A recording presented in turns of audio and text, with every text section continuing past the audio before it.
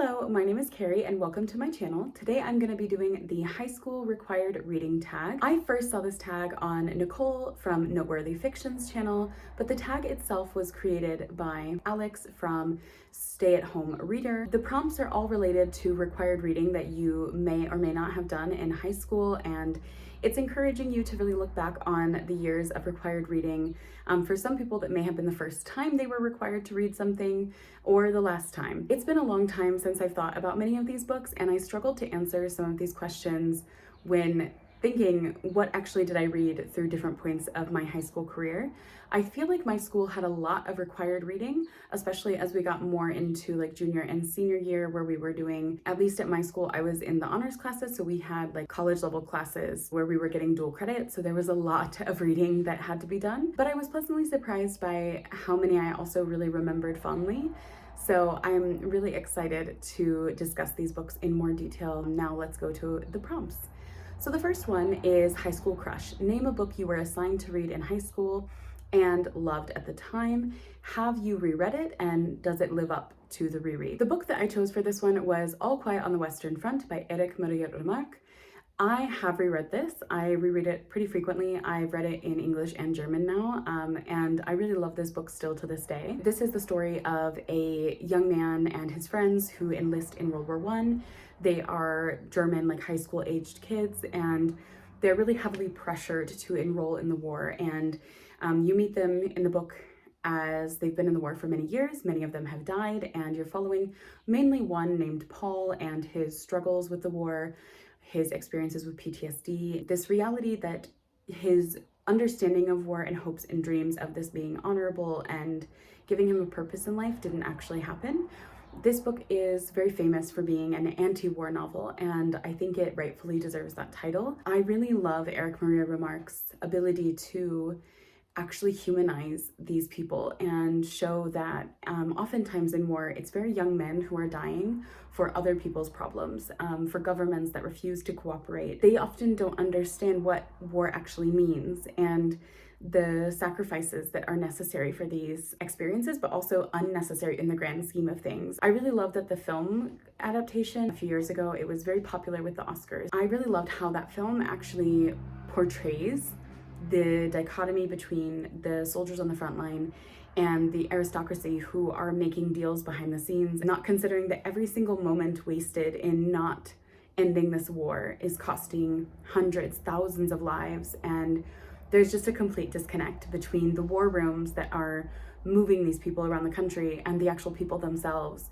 who are treated like cannon fodder. For me, this book really impacted me greatly because when I went to my undergraduate studies, I was studying German studies and global history with an emphasis on World War I, and my undergraduate research in my capstone class, which is kind of like a thesis, not really a full dissertation, but like a sample dissertation showing that you have really heavily researched something in your history, like specialization. I ended up researching World War I and the fall of empires during that time.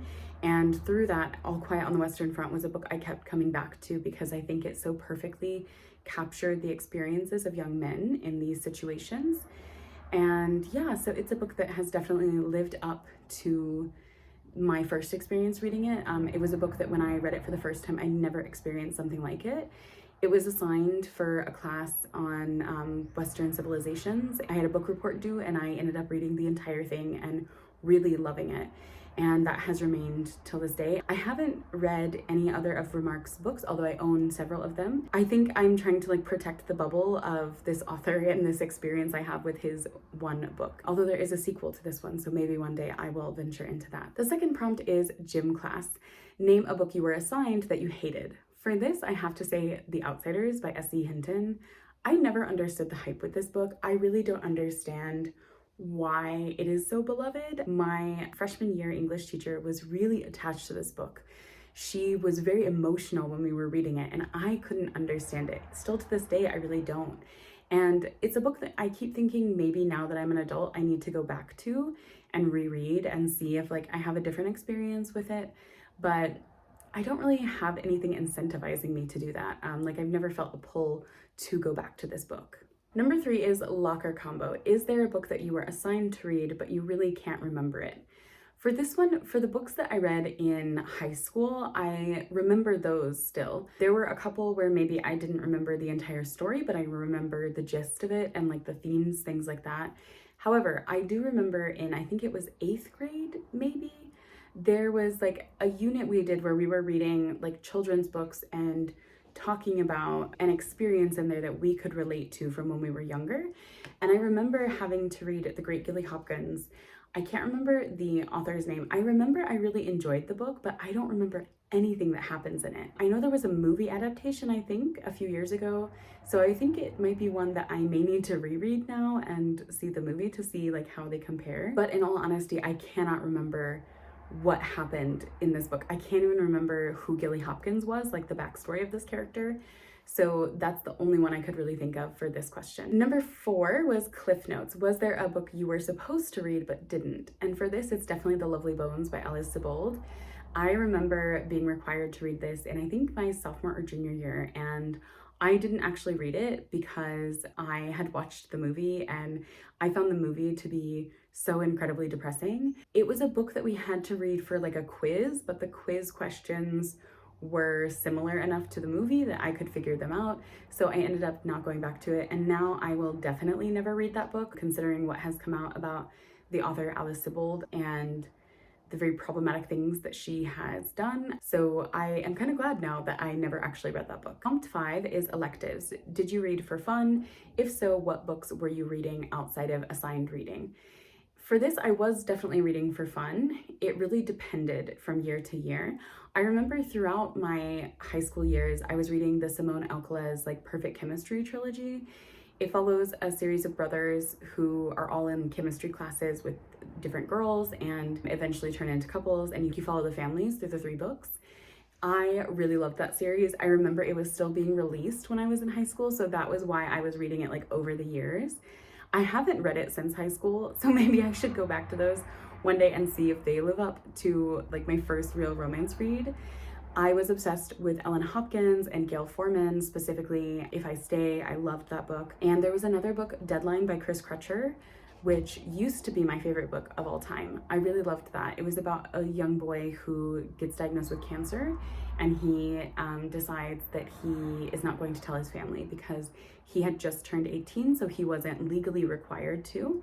And so he lives this like last year of his life, and it was the first time I'd ever read a story like that, and it was just really emotional, and it brought up a lot of themes that I had never really read in books before, similar to Ellen Hopkins. Ellen Hopkins writes very serious novels with young characters, and they're characters that are really struggling through things. Sometimes it's abuse, addiction, mental health issues, and I really appreciated seeing these perspectives and having them explored and being shown that these are, you know, like these are experiences that people go through, and you need to be willing to understand like where people are coming from. And the fact that these books had empathetic viewpoints on these types of characters was something that I think has really reflected my values as I have grown into an adult, of treating many people with empathy and being understanding of others' difficulties in life. 6 is Rebound. What book would you remove from a required reading list? I have to say The Outsiders by S.E. Hinton. I think that book is very dated. In high school, I didn't feel like it was applicable to the environment that I was growing up in, to like socioeconomic factors in the environment that I lived in. I think that there are other books that show more nuanced perspectives to similar issues explored in that book and representing different communities. So I don't think that that book needs to be on assigned reading lists still. Teacher's pet. What book got you excited about reading for class?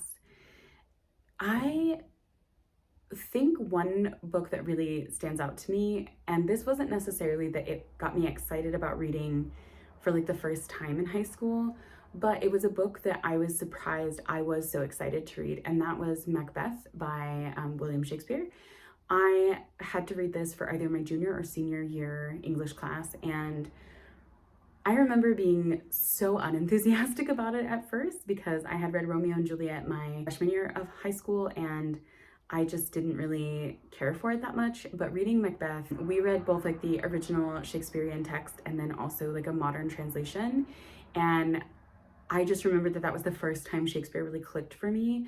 And I remember reading and rereading it and just feeling so absorbed in the words and the story and the atmosphere of the story. I've seen many adaptations of Macbeth, and it's something that I just always enjoy seeing the different variations that have been created from this story and the different interpretations people have had. Lady Macbeth is such a character that just, I can not get certain scenes with her out of my head, even all these years later.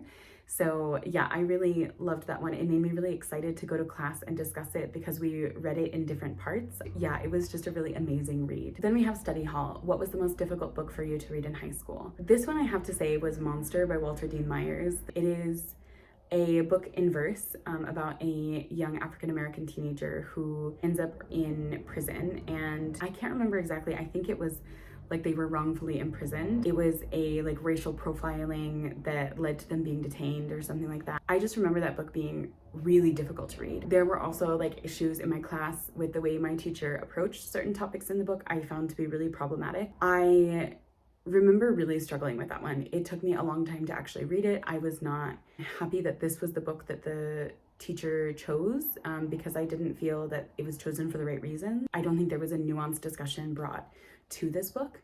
So yeah, I think this one was the most difficult for me to read. Then we have Nails on a Chalkboard. What was the book that made you groan when you found out you had to read it again?